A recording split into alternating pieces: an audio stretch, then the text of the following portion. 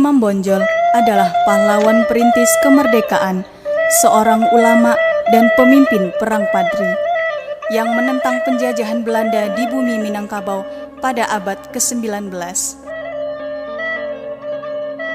Imam Bonjol merupakan putra tunggal dari pasangan Bayanudi Sahab dan ibunya bernama Hamatun. Ayahnya merupakan seorang alim ulama yang berasal dari Sungai Rimbang, Suliki, Kota Bonjol. Tuanku Imam Bonjol lahir di Bonjol, Luhak Agam, Pagaruyung pada tanggal 1 Januari 1722 dengan nama Muhammad Syahab. Setelah dewasa, ia belajar agama Islam kepada Syekh Ibrahim, kumpulan di Bonjol pada tahun 1809 sampai 1814.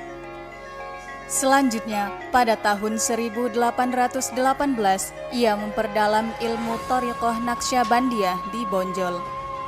Ia juga tertarik mempelajari bahasa yang luhur, tingkah laku, dan kearifan. Beliau juga mempunyai keahlian di bidang ilmu tasawuf dan ilmu fikih. Selain itu, beliau juga mempunyai keahlian di bidang pengobatan tradisional, dikenal di kalangan masyarakat, dan dapat menyembuhkan penyakit misterius. Dalam melakukan pengobatan tersebut, ia melakukan salat istikharah dan berdoa kepada Allah.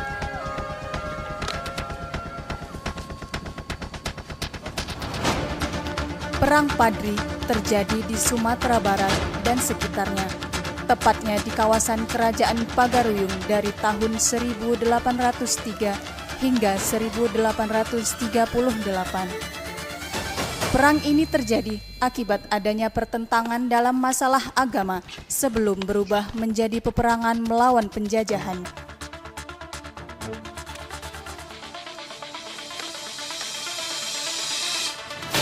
Saksikanlah drama Teacher Show yang mengangkat cerita penyebaran syariat Islam di tanah Minangkabau.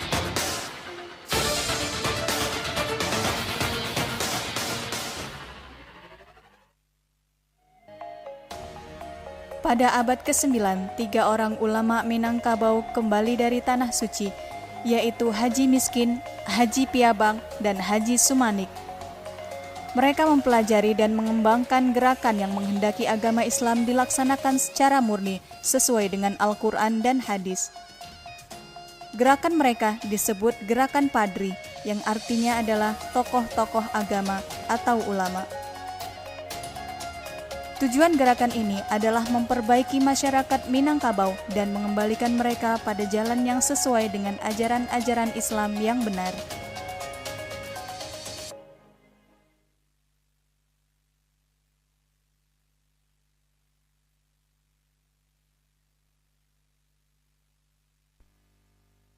Assalamualaikum, saudara. Dalam menegakkan aliran agama Islam, apa yang seharusnya kita laksanakan untuk daerah ini? Waalaikumsalam warahmatullahi. Daerah Minangkabau ini memiliki kondisi masyarakat yang bertentangan dengan aliran Islam. Bagaimana kalau kita berusaha menerapkan al-hadis dan ajaran Islam berdasarkan kitab suci Al-Quran pada daerah ini, saudara? Apakah itu tidak melawan arus di daerah ini? Tidak masalah, saudara. Tidak masalah bagaimana? Kelak itu akan menimbulkan masalah bagi masyarakat di daerah ini. Sesuai aliran kita, jika dalam menegakkan agama Islam, jangan setengah-setengah. Kita harus sungguh-sungguh dalam menegakkan ajaran Allah di tanah Minang ini.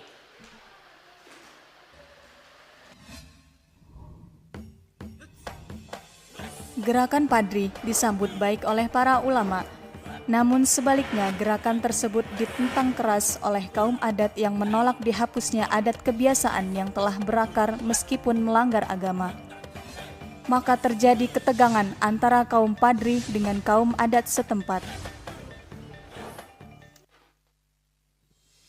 Aku mendengar berita bahwasanya para ulama di daerah kita akan menegakkan ajarannya dalam masyarakat Minang. Lantas, apa yang kau cemaskan?